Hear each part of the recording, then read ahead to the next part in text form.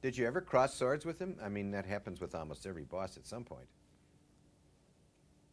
You know, I really don't think so. I really don't think so.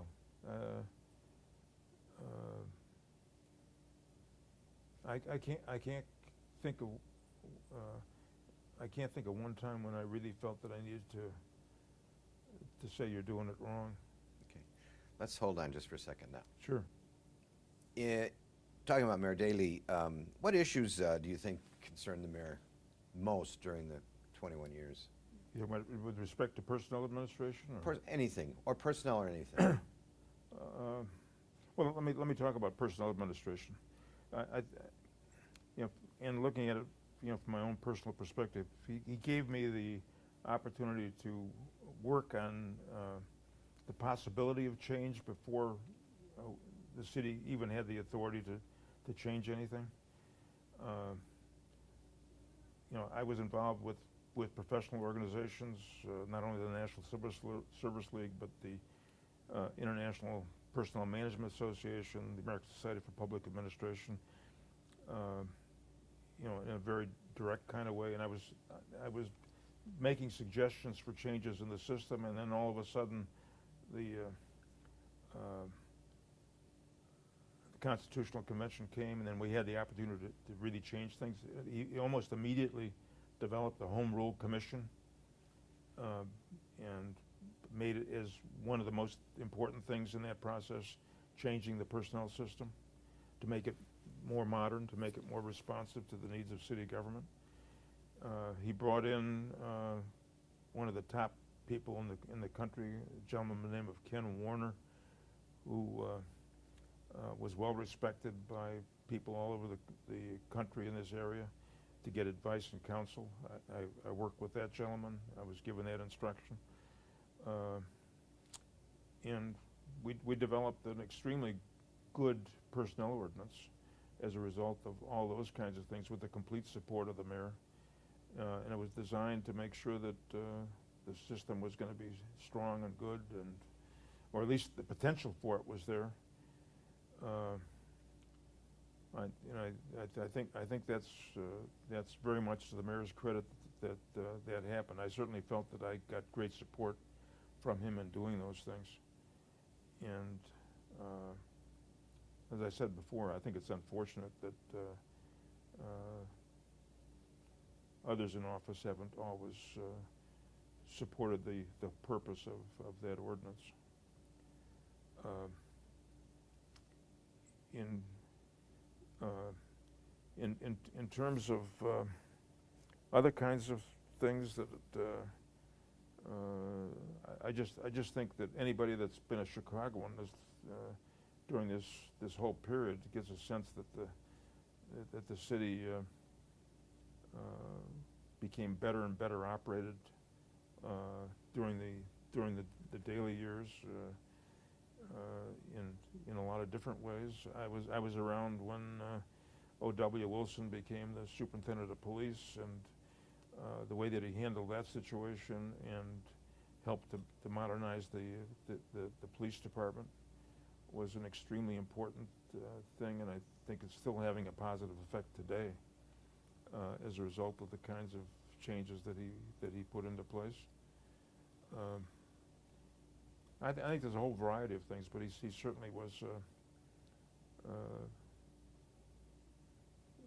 a great leader and somebody that had an open mind in terms of trying to improve the quality of service to the public at all times. And I think that you know, his whole demeanor was pointed in that direction. Well, then, on that, with two things. One, were there any subjects that or topics that were just off limits with the mayor? In your own sense? I don't think in terms of the things that I had to bring up with him, because I'm sure some of the things that might have been more sensitive were things that other people would have to bring up with him, but things that I had to bring up with him were much more cut and dried.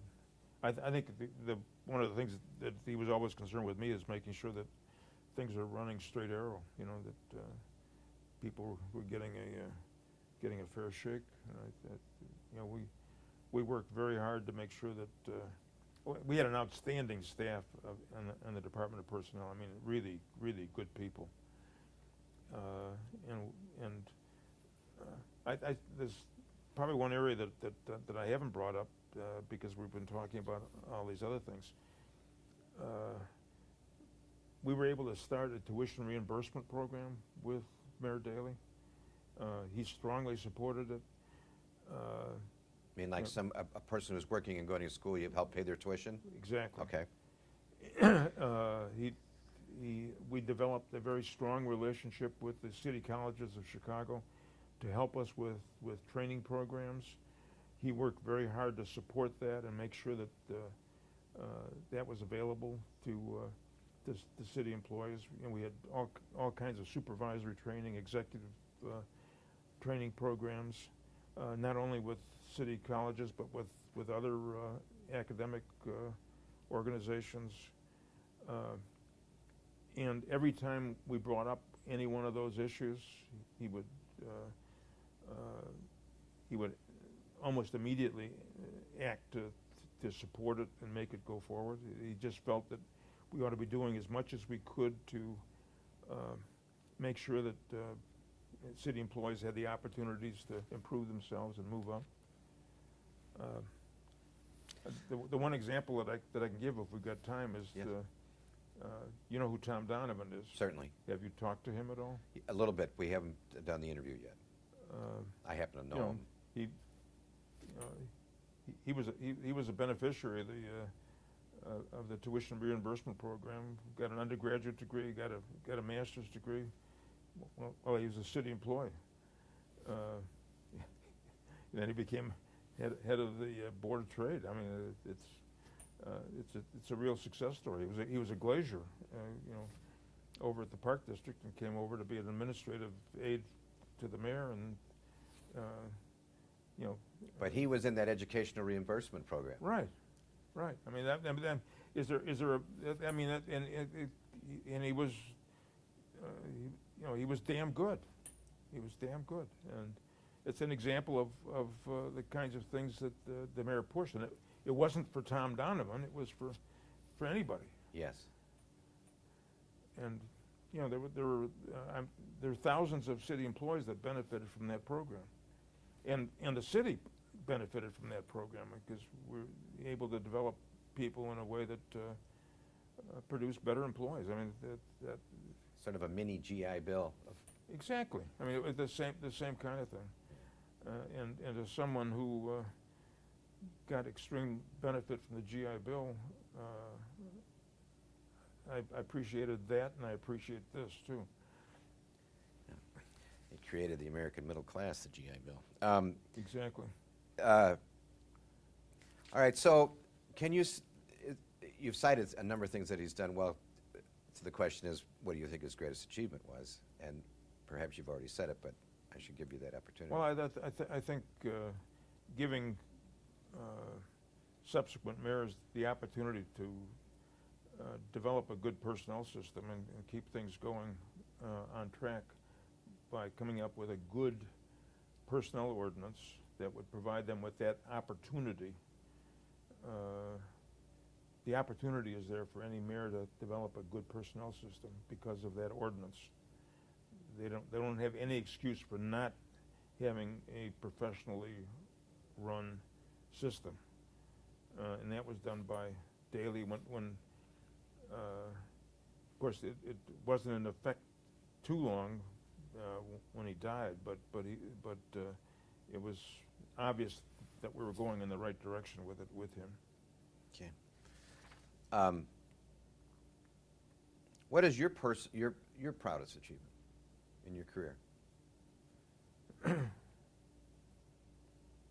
Well, I think the fact that it's a lot of the same kinds of things. The educational programs that we developed, the recruiting, the diversity of the city workforce when I left, as opposed to what it was like when I was first given power. The kinds of ways that I changed the system, when I finally had some ability to change something, I was extremely frustrated in dealing with a lot of the old-time people in the old Civil Service Commission, who gave me all the reasons why I couldn't do anything, and some of the things were absolutely insane. But it was almost always, well, you can't do that; it's against the law. And then you would find out what the law was, and you know, No relationship. no relationship to what they were saying. And then you'd proceed to, start developing new procedures, and of course adding key staff. The fact that I was able to put together a really first-rate staff and make things move forward was something I'll always be proud of. But participating in the development of that ordinance, and I spent a lot of years getting ready to do that. The fact that the opportunity that presented itself and that I was given the support to do it was, an important part of what we were able to do. Okay. Is there anything else you'd like to say that we haven't covered? I don't think so. I just had a very, very exciting time when Daley was mayor, Richard J. Daley. And I'll forever be grateful to him for the opportunity that he gave me, and I'll always be surprised about it, because I never thought that I would last when he was mayor, because I was sure that I was definitely going to be somewhere else very shortly, and of course it never happened. I can remember.